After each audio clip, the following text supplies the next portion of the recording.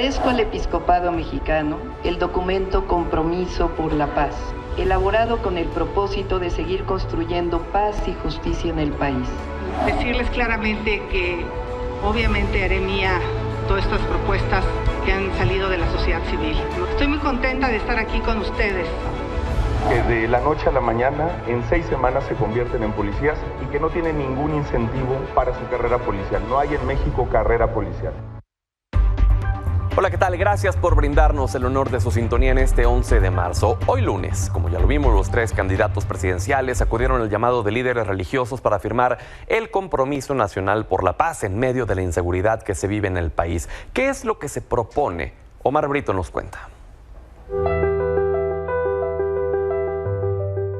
Líderes religiosos que buscan la pacificación del país lograron este lunes lo que nadie desde que iniciaron las campañas: reunir a los 3 candidatos presidenciales.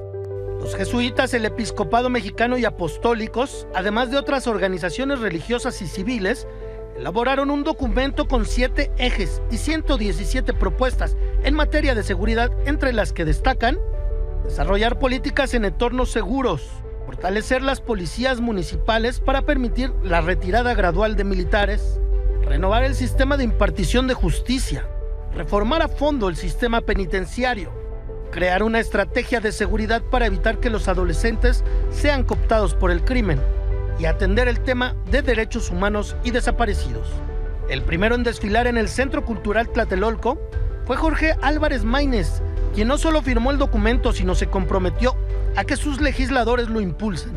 Movimiento Ciudadano retoma este documento y nuestros candidatos al Senado, a diputadas y diputados, se van a obligar a respaldar esta visión de cambio de estrategia, de cambio de modelo de seguridad que necesita urgentemente el país. Necesitamos salir de este horror.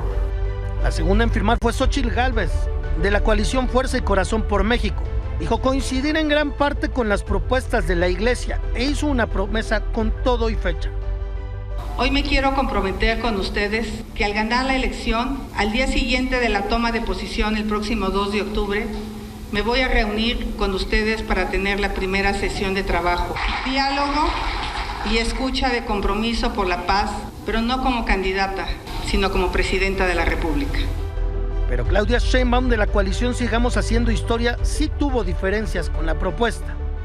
No coincido con algunas propuestas que suponen que no hay datos confiables en el Sistema Nacional de Seguridad. También no estoy de acuerdo con las referencias a una supuesta militarización o militarismo en el país y con los puntos en donde se minimiza o relativiza la función del Estado en sus 3 poderes. Firmo el documento en el entendido que hay una visión conjunta de construcción de la paz. Sin embargo, hay diversas afirmaciones y propuestas en las que no coincido, y a la firma del presente debe anexarse el documento denominado, que estoy leyendo, Sigamos Dialogando.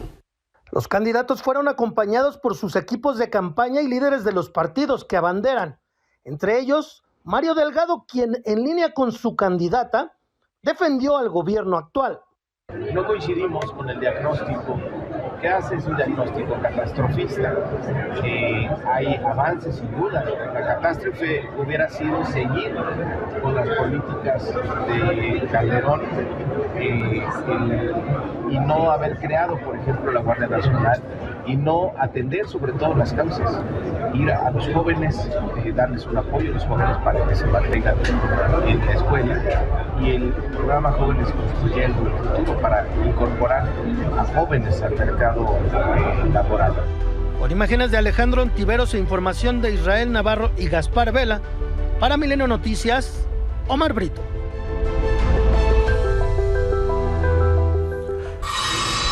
Analicemos lo que pasó hoy con Gerardo Rodríguez, profesor del Departamento de Relaciones Internacionales de la Universidad de las Américas Puebla y especialista en seguridad.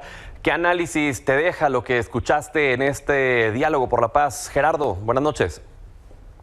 Gracias, Pedro. Bueno, primero, pues la gran convocatoria que tiene la Iglesia Católica, pero sí hay que contextualizarlo, Pedro. Este diálogo por la paz, un diálogo muy sentido que hicieron los jesuitas hace un par de meses, en donde reunieron algunos líderes de la sociedad civil para construir estas propuestas. Pero no invitaron a todos. La verdad es que no fue un diálogo en el que estuvieran todas las organizaciones de la sociedad civil ni todos los especialistas en materia de seguridad. Este diálogo, pues, por supuesto que se hizo por iniciativa de la comunidad jesuita, por los terribles sucesos en Krill, donde falleció uno de sus padres, uno de sus sacerdotes, y que quedó por muchos meses en la impunidad y todavía no se ha resarcido. Entonces, hay que entender este diálogo promovido por la Universidad Iberoamericana, por organizaciones de la sociedad civil, y que pudieron convocar a la Iglesia Católica. Pedro, me parece que la posición de Claudia Sheinbaum fue terriblemente realista. Este diagnóstico no integra todos los análisis profesionales en materia de seguridad, es parcial en muchos de sus comentarios. Me parece que fue interesantísimo que los tres candidatos se posicionaran sobre esta iniciativa, que tiene todavía muchos huecos que hay que mejorarse, pero ¿sí? Que sin lugar a dudas fue una extraordinaria cita para que los tres candidatos se posicionaran. ¿En qué se podría mejorar? ¿De qué forma podría ser perfectible lo que ya se presentó? ¿Qué le agregarías? ¿Qué le quitarías, Gerardo? Déjame decirte algo. Tuve la oportunidad de platicar ya hace algunos meses con el vicerrector de la Universidad Iberoamericana, con Alejandro Anaya, y le dije que era necesario un diálogo civil-militar. Es muy fácil culpar a los militares de la situación que vive el país cuando los gobernadores no están haciendo lo que debieran, cuando las universidades, las empresas, el sector social no estamos comprometiendo como deberíamos, ¿no? Me parece que en toda política pública hay diferentes propuestas, pero no está habiendo un diálogo. Esos no fueron diálogos nacionales. Entonces, me parece que tenemos que sentar a la mesa a todos los actores en el conflicto de la seguridad. Y esta es una visión parcial que me parece que es muy importante, y qué bueno que hicieron sentar a los tres candidatos, a las dos candidatas y al candidato para debatir esto. Me parece, Pedro, que es muy interesante que Xóchitl Gálvez en Estados Unidos haya dicho que necesita a la Secretaría de la Defensa Nacional hasta el 2028 para consolidar a la Guardia Nacional y que no piensa desaparecerla. Claro. ¿No? Entonces, creo que estos son diálogos que tenemos que hacer, Pedro. Pues muy bien, Gerardo, como siempre es un privilegio que nos puedas ayudar a entender más este tipo de temas relacionados con la seguridad del país. Gracias, como siempre. Encantado, Pedro. Fuerte abrazo.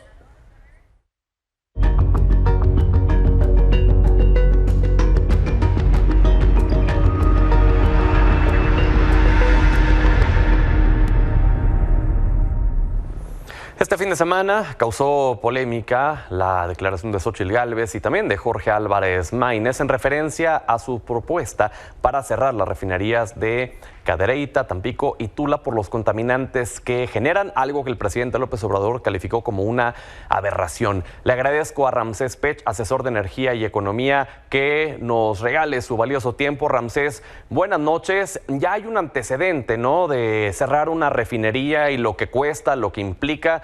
Pasó con Azcapotzalco. Sí, Pedro, buenas noches. Sí, ya pasó en México y creo que tenemos que tener en cuenta este dato. Acuérdate que la de Azcapotzalco se hizo un parque y este parque, bueno, no tiene ninguna actividad económica. Aquí el punto fundamental, independientemente de cualquier persona que proponga cerrar la refinería o hacer unos cambios, se tiene que hacer la planeación respectiva de este cierre.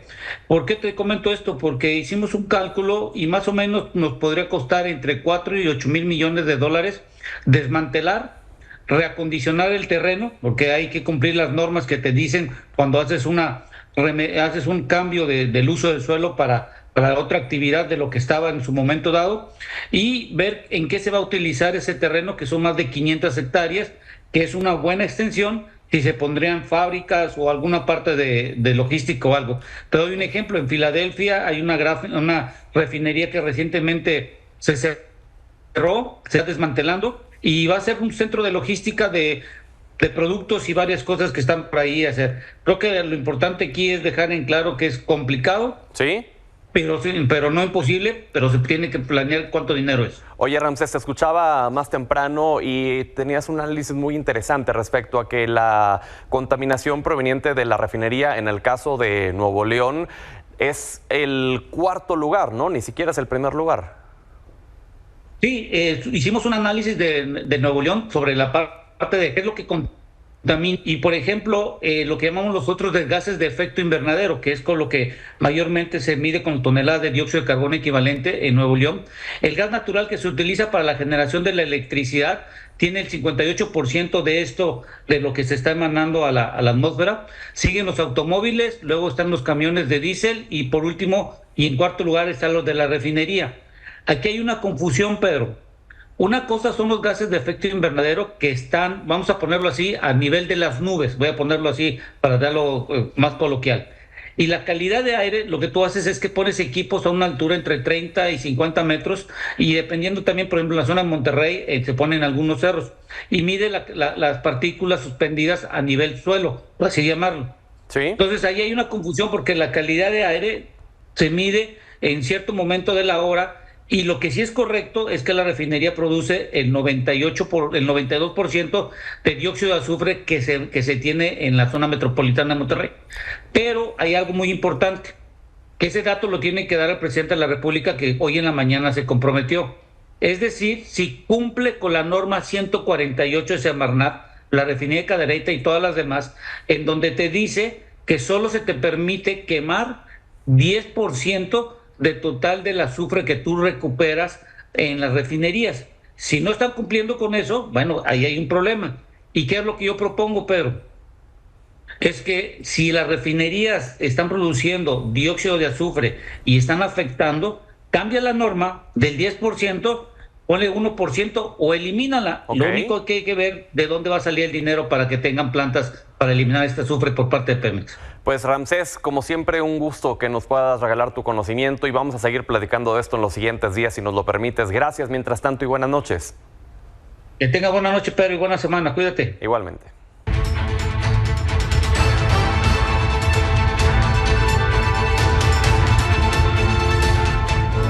Este 2 de junio tenemos dos opciones. ¿Volver al pasado de corrupción y privilegios? O continuar en la ruta de honestidad, de quienes trabajamos por la ciudad.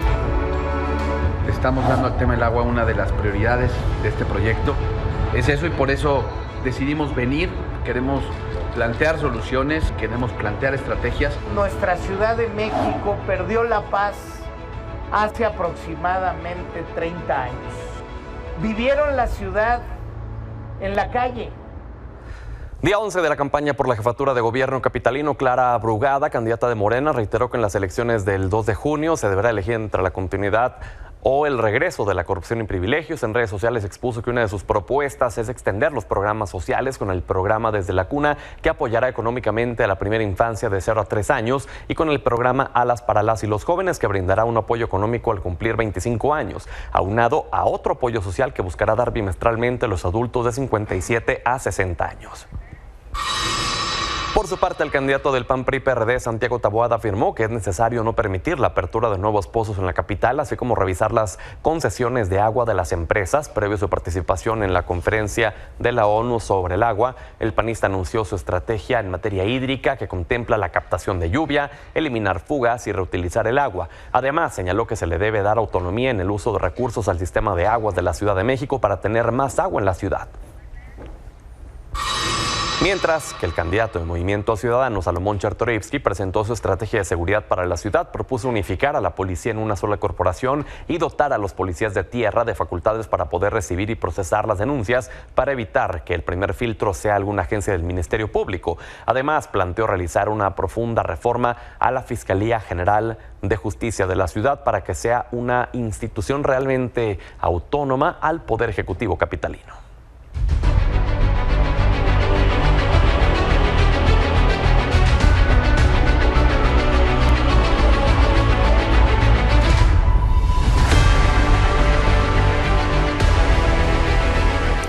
En En Chiapas, los focos rojos se encendieron debido a la creciente violencia que se vive en algunas localidades del estado, a tan solo 80 días de la jornada electoral en el estado sureño del país. Jonathan González nos cuenta cuál es la situación allá en Chiapas y a partir de este lunes la estaremos mostrando cada lunes la situación de los estados que estarán en juego durante esta elección. ¡Unido jamás será vencido! Este es el escenario que se ha vivido durante los 2 últimos años en varias regiones de Chiapas, principalmente en la sierra, el cual ha provocado que los focos rojos se enciendan a 80 días de la jornada electoral en el estado sureño de México. La entidad pasó de temas de intolerancia religiosa, problemas de incumplimiento de obras, temas agrarios y de injusticia social, a sucesos provocados por los grupos delincuenciales que hoy ponen en riesgo las elecciones. Que sin duda esto afectará el proceso electoral del 2024 y esto tiene pues preocupada a la gente que vive en estos municipios de frontera con Comalapa, que tienen que ver estos territorios de Chiapas que comparten frontera con Guatemala. El Instituto de Elecciones y Participación Ciudadana ha identificado por lo menos 11 municipios con incidencias de violencia y con problemas políticos sociales, donde hasta ahora ha podido ingresar pero con el acompañamiento de las fuerzas de seguridad. Algunas de las localidades que se ubican dentro de la lista roja son Amatenango de la Frontera, Chicomucelo, Frontera Comalapa, Motocintla, Siltepec, Honduras de la Sierra, Ocosingo, Altamirano, La Trinitaria y Panteló, por mencionar algunos.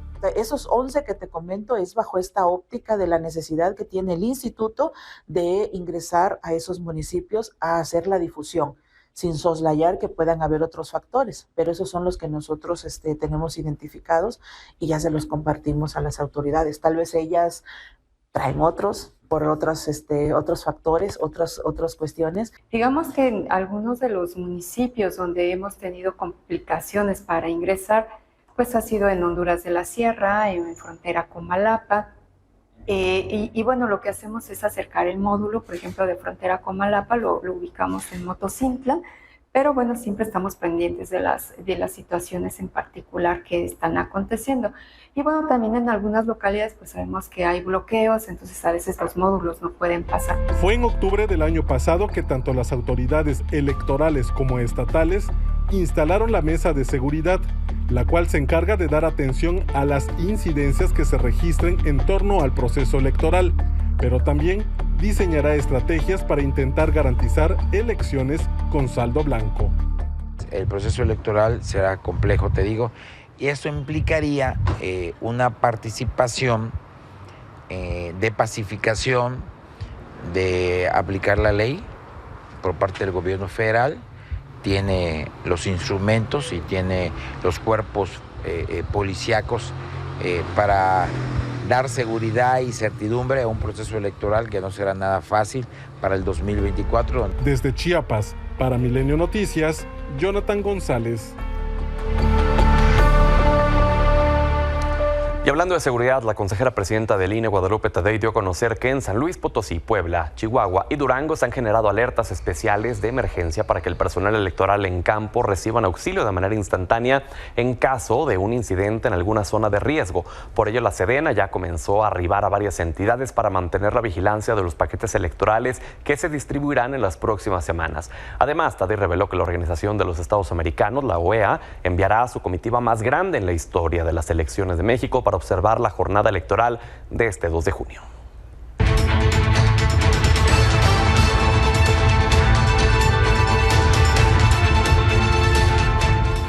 Le agradezco a Salvador Frausto, director de Investigaciones y Asuntos Especiales de Milenio, que esté con nosotros como cada lunes. Bienvenido, Salvador.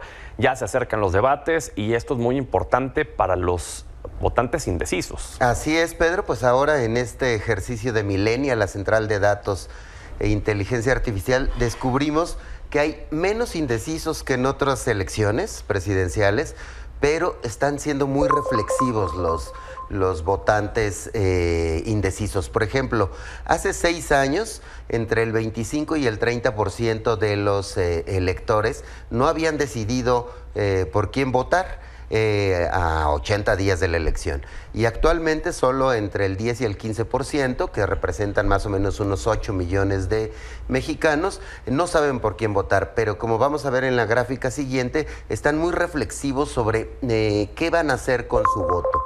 Por ejemplo, vemos ahí en este gráfico cómo está polarizada la elección. Por un lado, las personas que aprueban la gestión de AMLO, que están decididas por votar por Claudia Sheinbaum, son 9 de cada 10 personas. Igual en el caso de los opositores, los que apoyan al PAN, al PRI o al PRD, ya están en 9 de cada 10 decididos a votar por Xóchitl Gálvez. Sin embargo, los apartidistas se dividen exactamente a la mitad.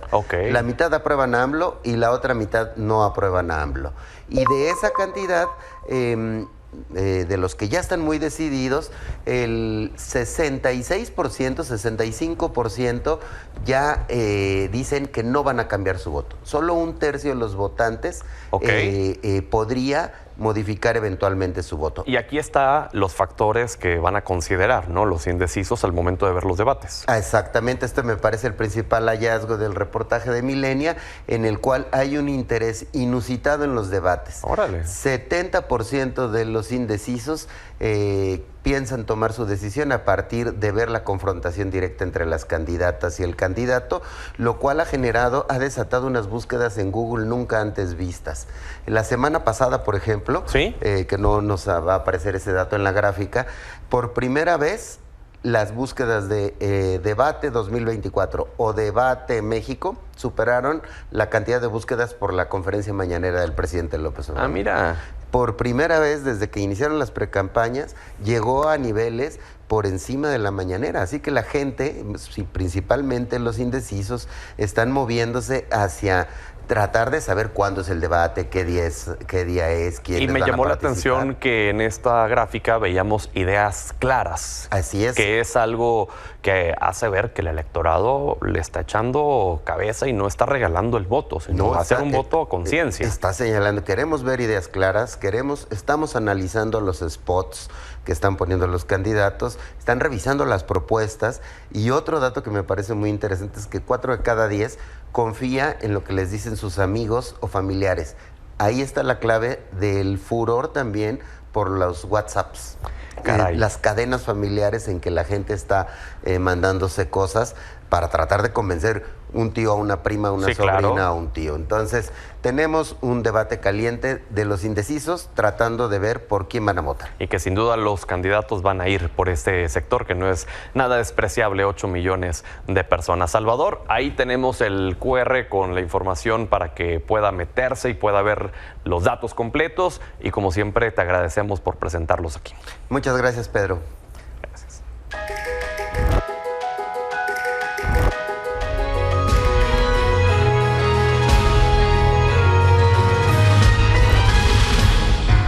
Sobre el caso de Yanqui Gómez, normalista de Ayotzinapa asesinado en Guerrero, hoy el presidente López Obrador reconoció que hubo abuso de autoridad en contra del normalista, quien falleció la semana pasada. Reveló que el joven no disparó, como acusaron autoridades de esa entidad, y que los policías involucrados en este caso se encuentran detenidos. Además, prometió castigo contra los responsables.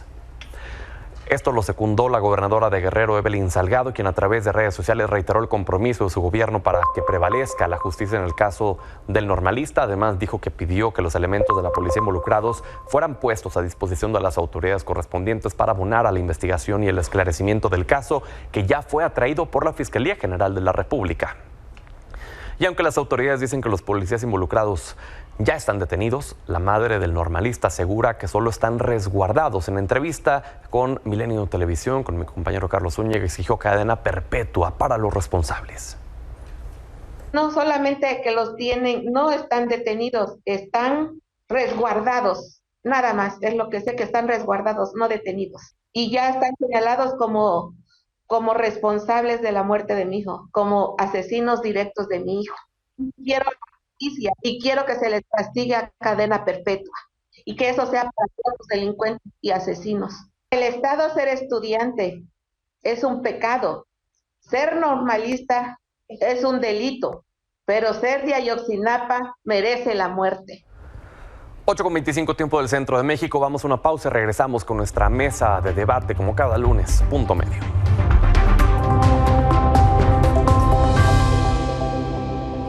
Lunes de Punto Medio. Le agradezco a Jacqueline Hinojosa, presidenta del organismo de mujeres de la CNP del PRI, Abraham Carro, integrante de la Comisión Nacional de Elecciones de Morena, y Braulio López, coordinador de los diputados de Movimiento Ciudadano, que estén con nosotros hoy. Bienvenidos. Buenas noches. Muchas gracias, Pedro. Hablemos primero de lo que pasó en este diálogo por la paz, este acuerdo que firmaron hoy las dos candidatas y el candidato. Abraham, firma Claudia Sheinbaum, pero dice no estoy de acuerdo en muchos de estos puntos. Mira, te diría que coincidimos en la amplia mayoría de los puntos. Principalmente nosotros coincidimos en que la justicia, para que haya paz en un país, se tiene que dar justicia. Es decir, la paz es producto de la justicia. Y en eso coincidimos. Somos además impulsores de lo que ha escrito también el Papa Francisco al respecto de cómo construir la paz sin olvidarnos de los menos favorecidos. A nosotros nos parece muy importante además que en democracia podamos tener puntos en donde no coincidamos. ¿Qué es donde nosotros no coincidimos? En el diagnóstico. En el diagnóstico, cuando se mencionan las causas de los problemas que está viviendo actualmente en nuestro país, nosotros consideramos que del 2018 se comenzó una transformación en nuestro país profunda, que está atendiendo como nunca antes las causas de los problemas.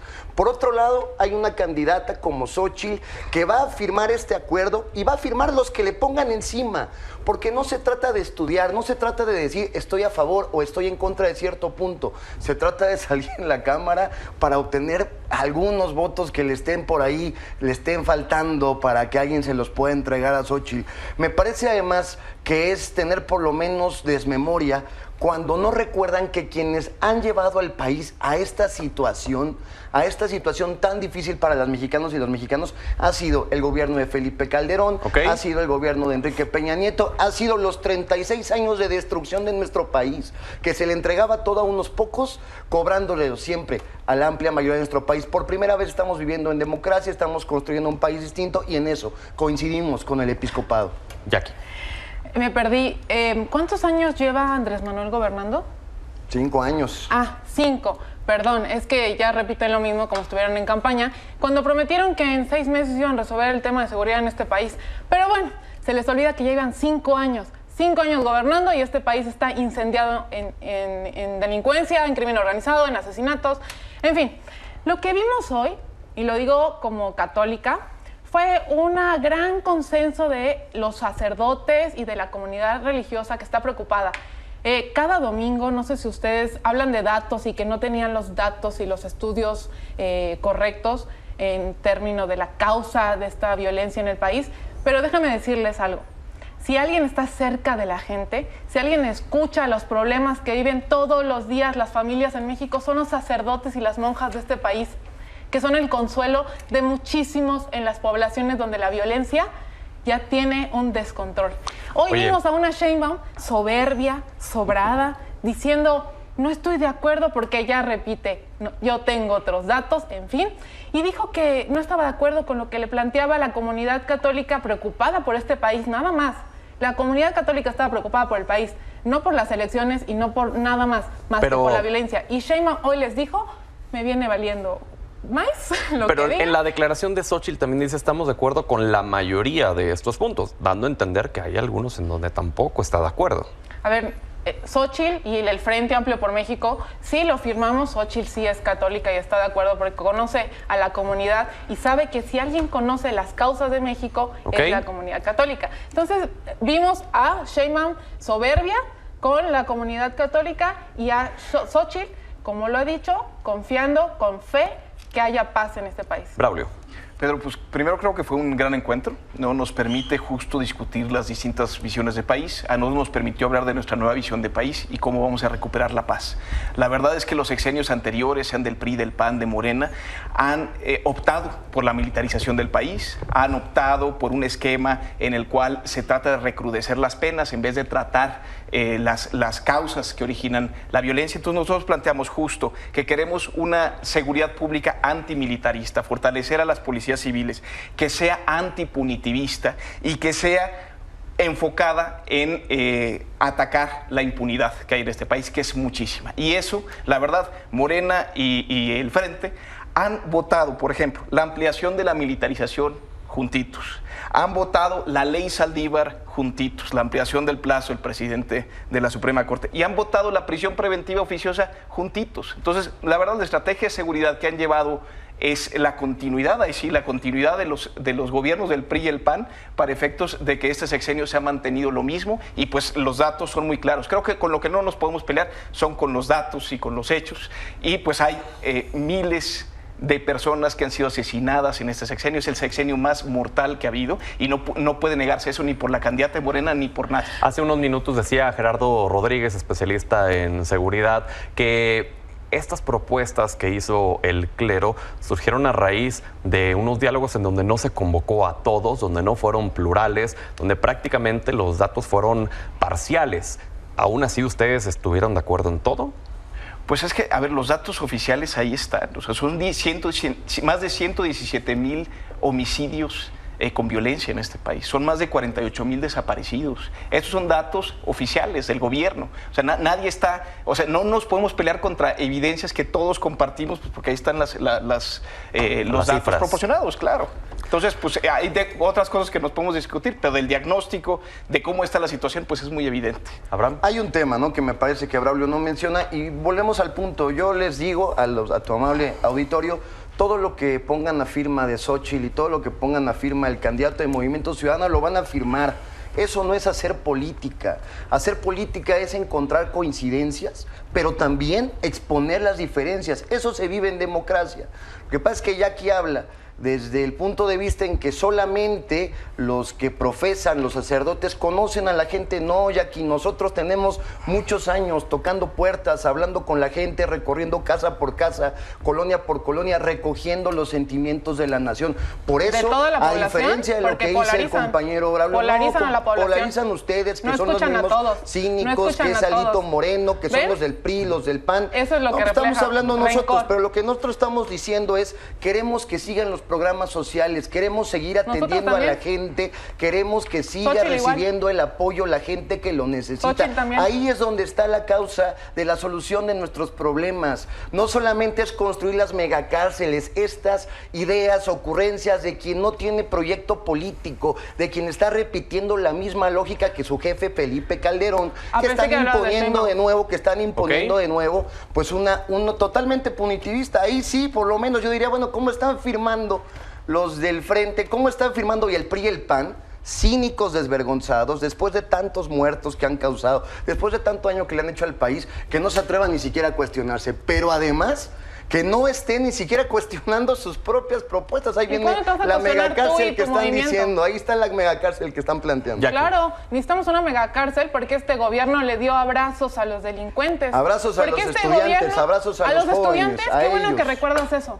Porque el gobierno, tu gobierno de Morena, acaba de asesinar a un estudiante de Ayotzinapa. Entonces, hablan de proteger a los delincuentes y balazos a los estudiantes y a las represiones a las feministas que vivimos en este 8 de marzo. A ver, Braulio habló de que Movimiento Ciudadano tiene una nueva forma de gobernar. Cuando Jalisco y Nuevo León se han desbordado en delincuencia. Y si alguien pidió a los militares en su estado, fue Samuel. Que te avise, Braulio, porque Samuel pidió a los militares de Nuevo León porque no puede con la seguridad. Entonces vemos aquí dos planteamientos de gobierno. La conciliación, la reconciliación, porque México necesita paz. Necesita paz, no rencores, ni volver al pasado, ni campañas de Andrés Manuel metiendo las narices porque Sheinbaum no levanta. Braulio, ¿quieres responder algo? Sí, creo que lo que falta es mucha seriedad en la discusión de los temas. Obviamente no es todo polarización. O sea, creo que nos han llevado justo Morena y el PRI y PAN a estar discutiendo en un país de fantasías, en las cuales va polarización de una a la otra. En vez de decir con seriedad, no es civiles o militares únicamente, es cómo ante la necesidad de militares hoy, cómo hacemos una ruta de salida hacia la paz, hacia llevar a los policías, porque pues obviamente el país está en llamas. Entonces lo que tenemos que construir es una vía de salida, no una vía que nos permita perpetuar esto. Y lo que ha hecho el PRI y el PAN y lo que ha hecho Morena es perpetuar este sistema militarista cada vez más. Y lo vemos con las iniciativas presidenciales, y lo vemos, ha ido a muchos lados. El tema es que tenemos que caminar hacia otros lados. Hay muchísimos más que no lo son. El tema es que hay que empezar por parte de los gobiernos, el actual y los pasados, a reconocer sus errores y a construir distinto. Los de Jalisco, de verdad, los de Nuevo León. es increíble que piensan que nos están dando la salida cuando están recrudeciendo lo que es claro que no ha funcionado, que nos ha llevado a miles de muertos, a miles de desaparecidos, y que traten de decir que ellos son la salvación ante esta debacle que ellos mismos originaron. Eso no podemos permitirlo, Pedro. 30 segundos cada uno, por favor, una conclusión sobre este tema. Abraham. Rapidísimo, yo le pediría a Braulio y a Jackie que respeten a la amplia mayoría del pueblo de México, que sigue respaldando a la transformación que inició en 2018 el presidente Andrés Manuel y que van a volver a respaldar a Claudia Sheinbaum. Es mucho el pueblo que está respaldando la transformación, por eso vamos 30 puntos arriba, por lo menos de la segunda candidata, y bueno, pues muy alejados de una candidatura que todavía, y yo creo, no va a despegar. Entonces, primero le pedimos respeto a la gente que sí estamos por la transformación, no queremos polarización, queremos paz, queremos construir en armonía, queremos que se nos respete, por eso pedimos, exigimos que paren la guerra que están haciendo permanentemente en medios de comunicación, en redes sociales, queremos paz y queremos construirla entre todos. Jackie. Sí, ahí sí coincidimos, queremos paz, porque este país está ensangrentado por los abrazos a los delincuentes. Queremos paz donde los estudiantes puedan manifestarse libremente, donde las feministas podamos salir también a exigir nuestros derechos sin ser gaseados o amedrentados por la policía. Y te voy a decir algo. Están tan preocupados, porque ya sus eventos no llenan. Deberían Ni siquiera llenan con toda la maquinaria. Ahí están los videos, la gente lo puede checar en internet, no te preocupes. 40,000 porque, dime, en Morelos, es Morelos. Entonces Sheinbaum está estancada y por eso Andrés Manuel tiene que salir a batalla por ella. Por eso vamos 30 puntos arriba. Vamos a escuchar a Braulio. Sí, adelante. Lo explicaba muy bien en el segmento anterior, Salvador, el hecho de que pues, la gente quiere ver los debates, quiere ver la discusión de ideas. Hay dos candidatas que empezaron sus campañas ilegales desde hace muchísimo tiempo y ya aburrieron a la gente. Es momento de propuestas, eso es algo muy positivo, que sí trae Movimiento Ciudadano, que sí vamos a discutir los temas que más le duelen a este país con seriedad, con datos, con claridad, y eso nos fortalece a todos como sociedad. Vienen los debates, viene lo bueno, está iniciando la campaña y vamos a ganar con Mayres. Muy bien, gracias a los tres. Vamos a la pausa y ya regresamos. Este sábado el empresario y filántropo Alfredo Harpelú celebró sus 80 años con una fiesta en el Estadio de los Diablos Rojos con la temática del libro que escribió, Vivir y Morir jugando a béisbol. El festejo fue ambientado con música y comida oaxaqueñas, pues el empresario es originario de ese estado. Gracias por habernos brindado el honor de su sintonía. Hasta mañana.